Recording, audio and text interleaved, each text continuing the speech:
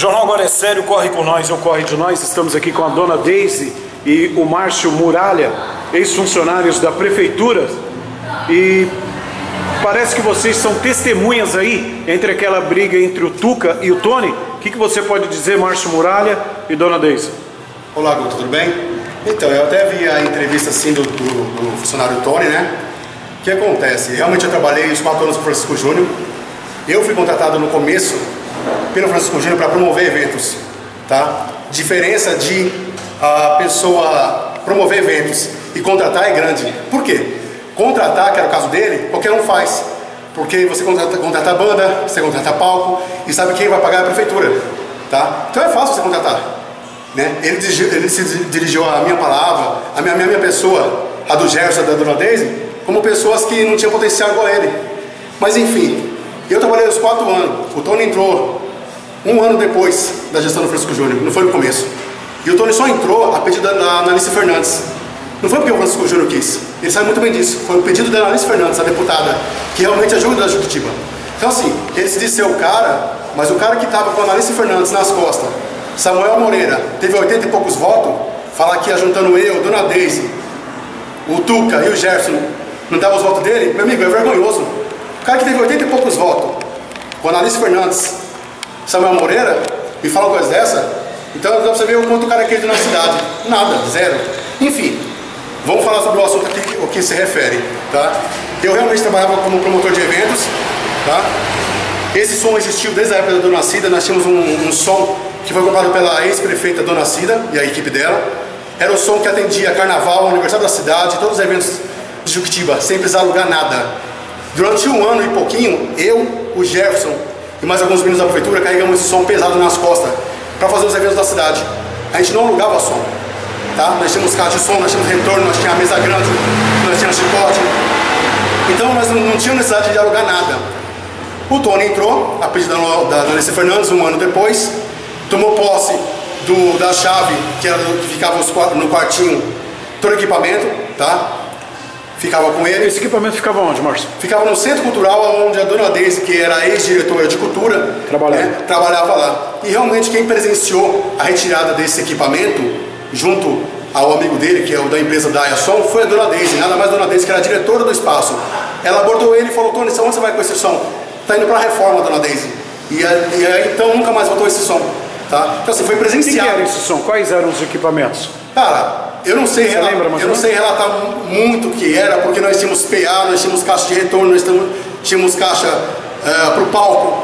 Então, sabe, era um valor estimado alto. Então, assim, não é um boca a boca, tá? Nós temos documentos para isso, tá? Temos documento de tudo que tinha lá, não é boca a boca, simplesmente eu falava assim, subiu isso, subiu aquilo. Nós temos tudo relatado, tá? Todo documento tem tudo. Então, assim... É com essa consciência que você se tornou testemunha nesse... Sim, eu fui chamado, né? Porque eu trabalhava na prefeitura, eu tinha que falar onde estava o som. Né? Esse som desapareceu depois desse dia, que o Tony saiu com o Daia Som. Você não tinha mais som a partir desse dia? Não teve mais equipamento? Eu não estava presente lá em cima no Centro Cultural, tá? A dona Deise ligou para mim e pro Jefferson no mesmo dia, após esse acontecimento, e falou: Márcio, Jefferson, sobe aqui. O Tony retirou o som assim, com Daia Som, tudo que estava aqui ele retirou, falando que era para uma reforma. Até aí tudo bem. A dona Deise, acreditando na palavra dele, pensou que realmente era uma reforma, porque trabalhava na prefeitura com a gente, né? E esse som nunca mais voltou desde a época, tá? E a dona Deise realmente presenciou isso, não foi um boca a boca, ela presenciou, tá? Então assim, eu só terminando a minha fala, tá? Eu não tenho porque, sabe, tá mentindo, acusando a pessoa dele. Ele foi presenciado isso. Então eu, como testemunha lá que me chamaram, porque eu também trabalhava no eventos, tenho que falar a minha parte. Então assim, quem conhece a pessoa do Tony sabe das patifarias dele. Não é tanto que não é meu nome que tá pra cima e pra baixo na delegacia, cheio de BO. É o dele. Se puxar o meu, graças a Deus, cara, sou um cidadão do bem. Já ele, não posso falar o mesmo. Dona Deise, ex-diretora de cultura, procede as informações que o Márcio está falando aí a respeito do som. O que a senhora presenciou na época em que a senhora trabalhava na cultura no Centro Cultural? Bom dia, Guto. Bom dia. De fato procede, porque assim, ó, esse equipamento, ele ficava guardado numa salinha na entrada principal do Centro Cultural, onde somente quem tinha chave era o Tony, certo? Então esse patrimônio, é um patrimônio da prefeitura, só que ele não estava arrolado no patrimônio da cultura, ele estava arrolado no patrimônio da prefeitura. Então ele não constava nos bens que eu tinha sobre a minha responsabilidade no Centro Cultural. Então, ele chegou lá e eu percebi que ele estava mexendo lá no quartinho. Aí eu fui e falei, Tony, o que você está fazendo aí? Ele falou, não, aí eu vi que tinha uma caminhonete desse senhor do Embu, esse Daia Som aí, que prestava serviço nas festas, em todas as festas do Juquitiba, era ele que vinha montar palco, fazer som e tudo. E eu vi que era esse senhor que estava com ele e a caminhonete do senhor.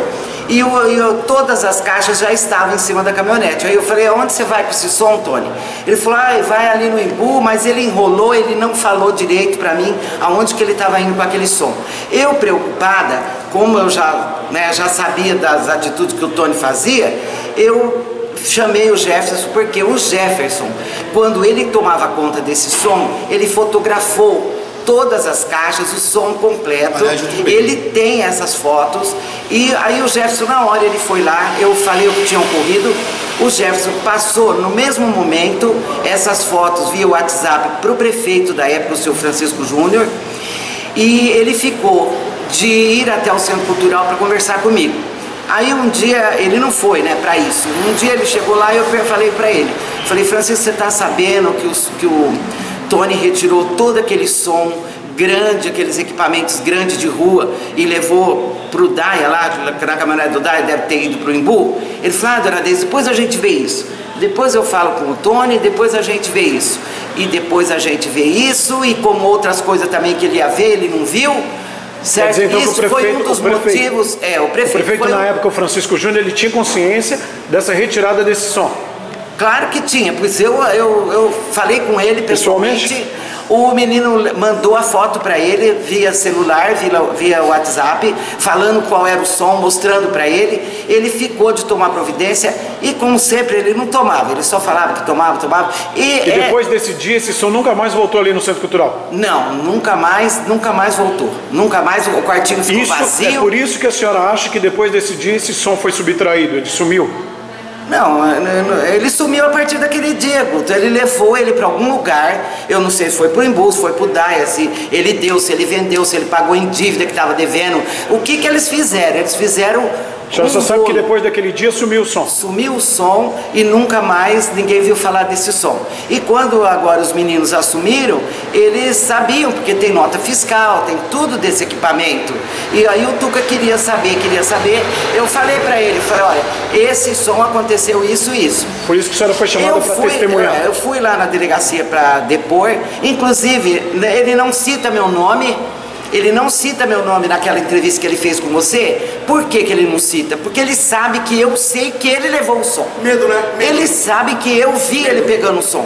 Então, por que ele não falou comigo? Por que ele não falou como ele falou do Tuca, do menino, do Jefferson, tudo? Começou a inventar coisa de política. Por que ele não falou pra mim, de mim? Não falou, não, a dona Deise, o que tem a dona Deise? Viu no seu... Eu vi, ele sabe que eu vi. Eu ainda chamei a atenção dele, eu presenciei. E é a única coisa que eu tenho que falar que foi ele que levou. Por isso que vocês vieram aqui no Agora é Sério dar esse esclarecimento à população, porque a senhora viu carregando. Claro, porque assim, aí ele fica com essa história de política, que ele está sendo perseguido. Perseguido do quê? Do quê? Uma coisa com essa pessoa do Tony, sabe das patifarias que ele faz? Eu fiquei durante 4 anos... Eu quero que ele venha falar comigo, porque daí ele vai se ver comigo. Eu quero que ele venha na minha cara falar que ele não pôs som em cima de caminhonete nenhuma, que eu vou mostrar pra ele, que se ele não é homem, eu sou mulher. Certo? Tá certo, então, tá feito aí o desabafo aí dos ex-funcionários, Márcio Muralha e a dona Deise. Sem graça. E foi nesse momento que eu me decepcionei, sabe? Eu me decepcionei com a prefeitura, fora outras coisas que eu vi lá também, né? Eu quis sair fora por causa disso também. Tá certo. Portanto, tá aí o desabafo dos ex-funcionários da época do governo Francisco Júnior a respeito do som que desapareceu do departamento de cultura. Porque meu nome é língua na cidade, já o dele, cara. Tem que dar conta. E eu falo na cara dele se precisar. Falou, obrigado.